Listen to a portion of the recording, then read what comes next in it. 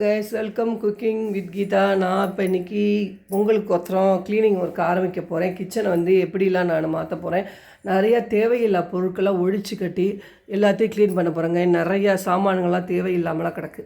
அது எல்லாத்தையுமே போட்டு எடுத்து வச்சு சிம்பிளாக கொஞ்சமாக சாமான் ஆள் எத்தனை பேர் இருக்காங்களோ அதுக்கு தகுந்த மாதிரி நம்ம கிச்சனை வந்து வச்சுக்க போகிறோம். 2 பேர் இருக்காங்கன்னா அவங்களுக்கு என்ன தேவையோ அதை மட்டும். இதை பார்த்திங்கன்னா 4-5 பேர் குடும்பம் நடத்துகிற மாதிரி அவ்வளோ சாமான் அடைச்சல் கிடக்கு. அது வந்து நிறைய பேர் அப்போலாம் இருந்தாங்க. இப்போ வந்து ஆள் கம்மியாக தான் இருக்கிறதுனால அதுக்கு தகுந்த மாதிரி நம்ம ரன் பண்ணணும், ஃபேமிலியை வந்து இது பண்ணணும். அது நம்ம எல்லாத்தையும் நம்ம மாத்திரம் நம்ம கையில் தானே இருக்குது, பெண்கள் கையில் தானே. அதனால் முடிவு பண்ணிவிட்டு நான் இப்போ கொஞ்சம் சிம்பிளாக வச்சுக்கிற மாதிரி எது தேவையோ அதை மட்டும் வச்சுட்டு மீதியெல்லாம் போட்டுடலாம், எடுத்து வச்சிடலாம் அப்படின்னு ஒழிக்க போகிறேன். வாங்க நாம் ஒழிச்சு ஒவ்வொன்றா பார்த்துட்டு வரலாம். இங்கே மேலே செல்ஃபில் இருக்கிறதெல்லாம் எடுத்து கீழே வச்சுருக்கேன். எவ்வளோ அழுக்கு பிடிச்சி கிடக்கு பாருங்கள். ஒரு 3 மாதம் 4 மாதம் பார்க்காட்டினா கேவலமாக கன்றாவே கிடக்கு. இத்தனையும் தேய்க்கணுங்க. இப்போ மாங்குன்னு தேய்க்கணும்.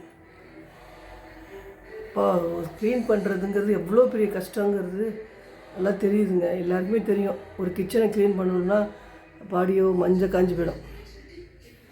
எல்லாம் தேய்ச்சிட்டேன். மேலேருந்து எடுத்து பாத்திரங்கள்லாம் இப்போ இது தேவையில்லாததெல்லாம் இதுக்குள்ளே அட்டைப்பட்டியில் வச்சுருவோன்ட்டு வச்சிட்ருக்கேன். எவ்வளோ குப்பை மேலேருந்து எல்லாம் க்ளீன் பண்ணியாச்சு. தேய்ச்சி எல்லாம் கவுத்துருக்க பாருங்கள். வாளி மேலே இருந்ததெல்லாம் இத்தனையும் இப்போ போரும் ஆகி போயிடுதுங்க க்ளீன் பண்ணுறதுக்குள்ளே. ஒரு ஹெல்ப் இருந்தால் ஈஸியாக இருக்கும். ஒண்டியாக செய்கிறதுனால ரொம்ப கஷ்டமாக இருக்குது. அதுங்க மேலே செல்ஃபெல்லாம் ஃபுல்லாக க்ளீன் பண்ணிவிட்டு அங்கே எந்த அடைசலும் இல்லை பாருங்கள். அந்த ஒரு பெட்டி மட்டும்தான் இருக்குது. அது வந்து எங்கள் மாமியார் மாமனாருக்கு தவசம் பண்ணுவோம். அது ஃபுல் பித்தளை பாத்திரம். அதனால் அதை மட்டும் எடுக்கலை. இது வந்து ஒரு செல்ஃபு முடிச்சிருக்கேன். இங்கே மறுபடியும் மாற்றிட்டேன். இந்த ஸ்டூலை கொண்டு வந்து பாத்திரங்கள்லாம் இங்கே அடுக்கி வச்சுருவோம் அப்படின்ட்டு.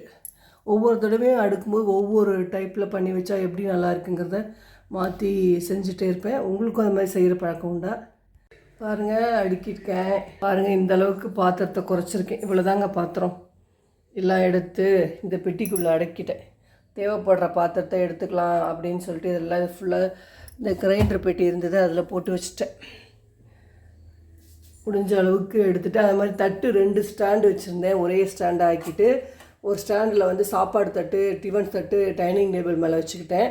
இது வந்து காஃபி பொடி, சன்ரைஸ் காஃபி பொடி, அதாவது லெவிஸ்டா இந்த காஃபி பொடி, அதாவது டிகாஷன் போடும்போது பத்தலை அப்படின்னா இது இந்த காஃபி வாங்கிறதுக்கோசரம் இதை எடுத்து வாங்கி வச்சுருக்கேன். இங்கே பாருங்கள், பருப்பெல்லாம் அடுக்கி வச்சாச்சு. இங்கே பாருங்கள்,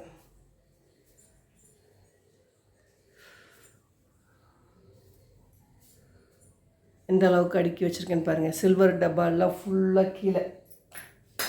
இங்கே வந்து ஜாடி, இந்த ஜாடியில் ஒரு ஜாடி வந்து தினமும் 10 ரூபீஸ்ன்னு கணக்கு போட்டுட்டு வந்துட்டுருக்கேங்க. ஏன்னா எதுக்காவது ஒரு செலவாகும்.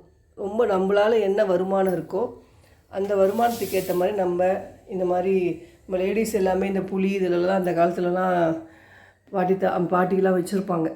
அது மாதிரி நம்ம வந்து நம்மளால் முடிஞ்சது சிறுக சேமிக்கணும்னு சொல்லுவாங்க. அதனால் 10 ரூபா வாங்கிட்டு தினமும் போட்டு வந்துட்டுருக்கேன். இது வரைக்கும் 100 ரூபா சேர்ந்துருக்கு. இதில் போட்டு வச்சுருக்கேங்க.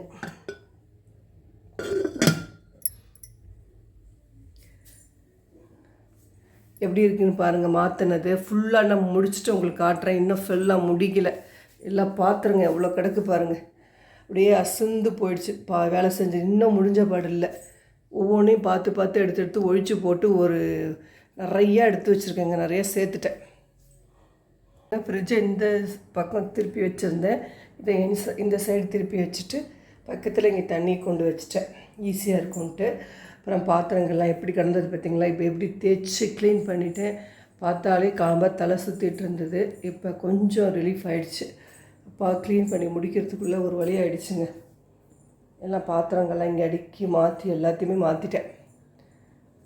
கிரைண்டர் அங்கே வச்சுருந்த ஃப்ரிட்ஜு பக்கத்தில் இங்கே கொண்டு வச்சுட்டேன். மிக்சி பக்கத்துலேயே. பாத்திரங்கள்லாம் பாருங்கள், ஒரே செல்ஃப் தான், கொஞ்சம் தான் பாத்திரம் வச்சுக்கிட்டேன். மீதிலாம் இந்த பாக்ஸில் போட்டு வச்சுருந்தேன். உங்கள்கிட்ட சொல்லியிருப்பேன் ஆல்ரெடி. பாருங்கள் எந்த அளவுக்கு மாற்றி செட் பண்ணிவிட்டேன். இந்த ரூமை காட்டுறேன் பாருங்கள். அவ்வளோ சேர்த்து வச்சுருக்கேன் குப்பை பிளாஸ்டிக் காரனுக்கு போடுறதுக்கு. ஒரு தடவை சுத்தம் பண்ணி ஒழிச்சோன்னா எவ்வளோ வருது பாருங்களேன். இத்தனைக்கும் 3 மாதத்துக்கு ஒரு தடவை க்ளீன் பண்ணிகிட்டே தான் இருப்பேன். அப்பயும் இவ்வளோ வந்துருச்சு. தட்டெல்லாம் எடுத்துட்டேன். டவரா டம்ளர் எல்லாம் குறைச்சாச்சு. இல்லை சிம்பிளாக தான் வச்சுருக்கேன்.